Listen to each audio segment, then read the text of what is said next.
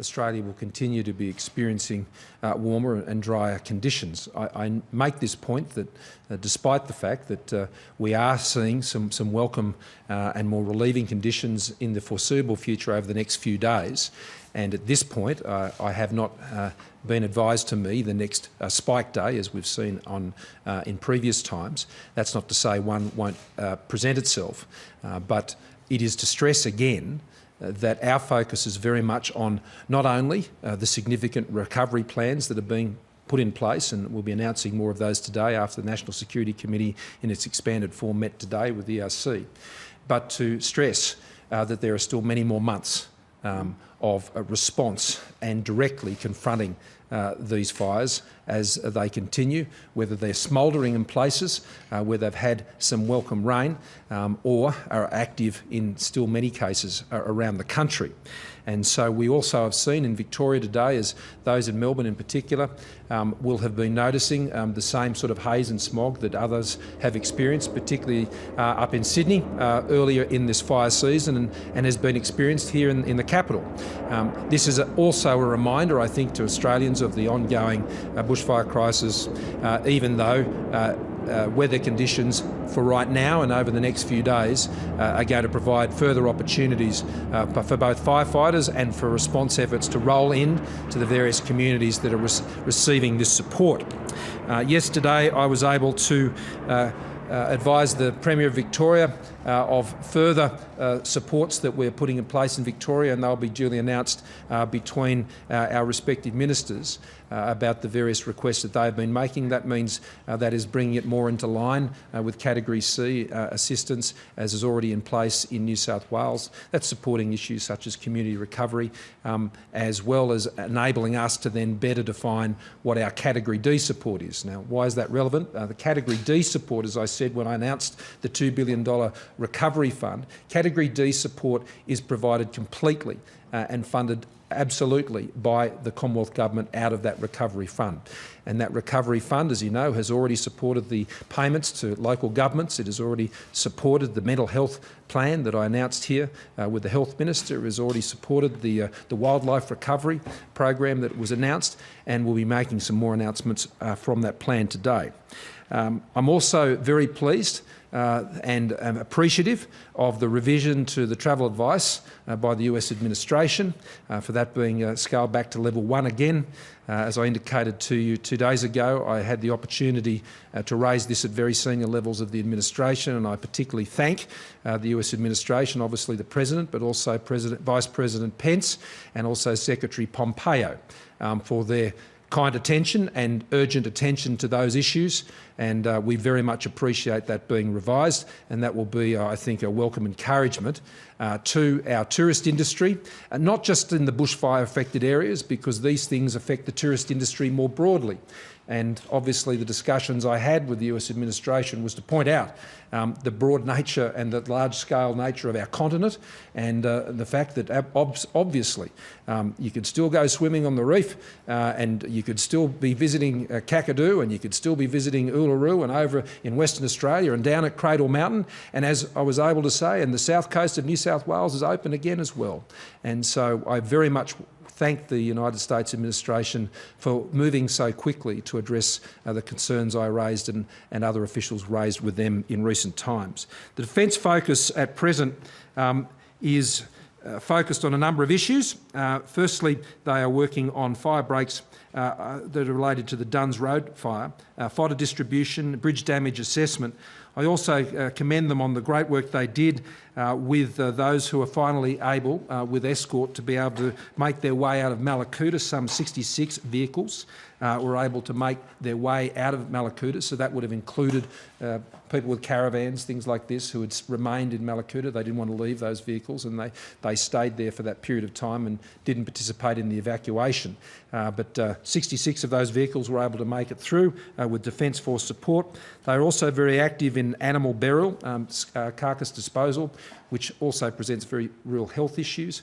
That has particularly been their focus on Kangaroo Island, where the stock losses from our reports have been the most dramatic, particularly in terms of the size of KI and the number of agricultural producers, primary producers, farmers on KI, and we now have more than half of KI that has been affected by these fires, and our presence there is very, very strong.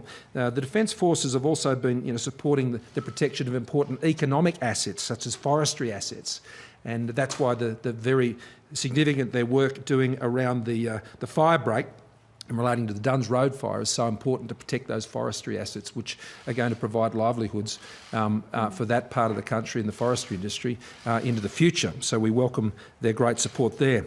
In good news, the tour Down Under in South Australia is going ahead from the 16th to the 26th. That's a strong message, I think, to the world that Australia's tourist industry is very much open for business, and the greatest experiences on the world are always on offer here in Australia, and whether it's in South Australia or anywhere else. And I commend the organisers, and the Defence Forces are actually assisting to ensure that that event can go ahead as planned, and we welcome that decision. I also welcome the fact that Standard & Poor's, I think it was yesterday, issued their statement which reinforced the point that I've made to you on other occasions, that it is because we've been able to put Australia in a strong financial position that means we're able to respond to this crisis without any threat to the broader fiscal position of the government. And as you know, that means we're able to respond significantly in the way as we've outlined these announcements without impairing the budget at a structural level. That is what you can do when you place financial management as a priority in the way you exercise government. When you do that, you build your financial resilience so you can respond in times of crisis, as we are doing now, without the need for taxes or levies or things like this, which have a broader impact on the economy, and we're avoiding those outcomes. I want to move to some announcements now. Later today, I should stress, I'll be meeting, we've got a small business roundtable that is coming together, and we'll be consulting with them on a small business package that we've been working on now for about the past week or so. Consultation with that roundtable will be important today. The expanded National Security Committee today considered a first pass on those proposals, and we look forward to having more to say on that as we get to the end of this week. But we want to talk through some of those issues with that small business roundtable today.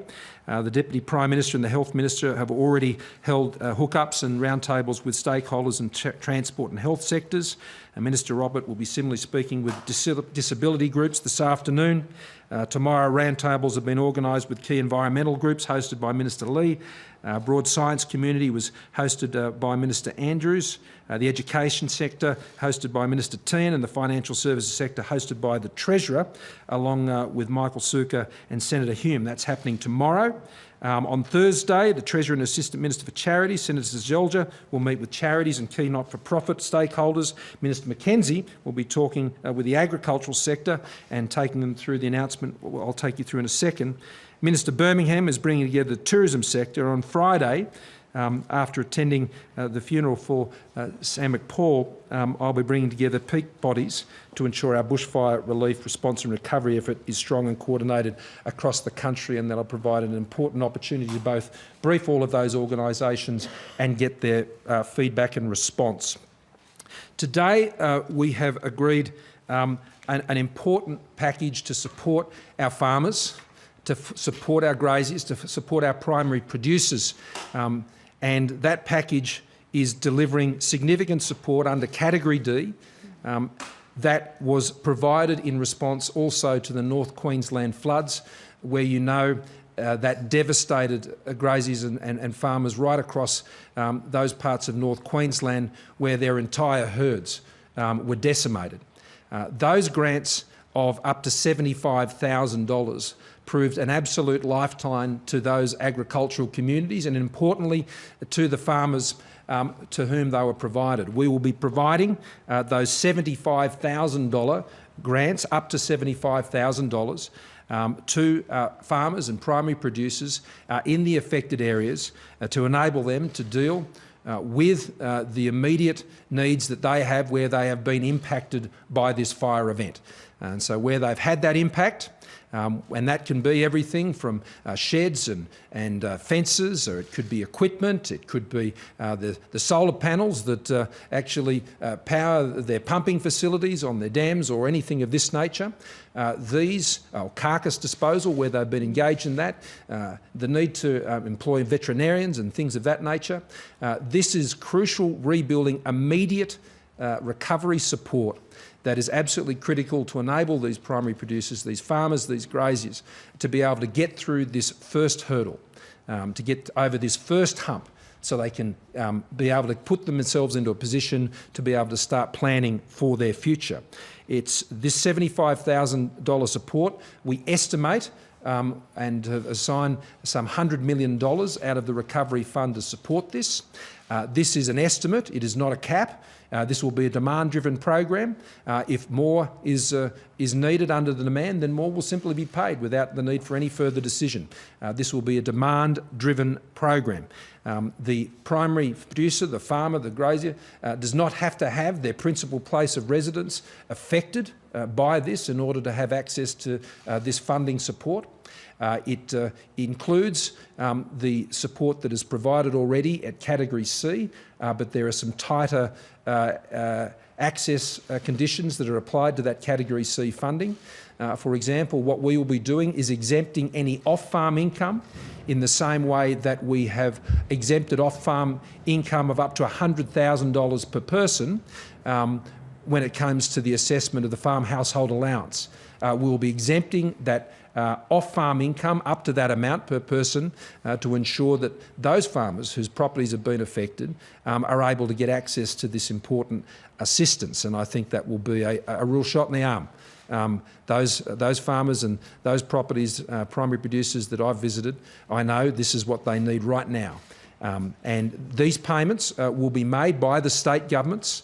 They'll be making those assessments. The Minister has been already in contact with the states this morning. I'll allow her to take you through that process. But we want it to be as simple as possible, because we need to get these cash into the hands of these producers so they can get on with the jobs that they urgently need doing. I would stress that these payments will also provide welcome economic injection into these rural communities. I mean, I know Tim's been down there in southern New South Wales, and he's seen this on the ground as well. And to see more money, more cash moving through these communities, fences getting done, contractors getting the opportunity for jobs, supporting the local economy, this will be very, very important for those small businesses in those towns as well, to see people coming into their towns, doing this work, and really putting some important oomph into the local economy by getting these payments out. This is what we also saw up in North Queensland in the response we did there. This will be supported by 60 rural financial counsellors, in addition to those that are already on the ground, at a cost of some $15 million. What we don't want to see is support that is being provided for drought redirected to support to respond to the bushfires. That's why what I'm talking about today is initial and additional. And that means that we will continue to roll out the work we're doing on drought response in all of these communities. Those particularly who are not affected by bushfires should know that the drought support for you remains a very important priority of the government. But for those communities who have been hit by both, then they know that there will be additional support that is coming through in these measures. So they're the announcements that we have today to come out of this recovery fund. The recovery continues, but the fires also continue, and we're dealing with both of those conjointly.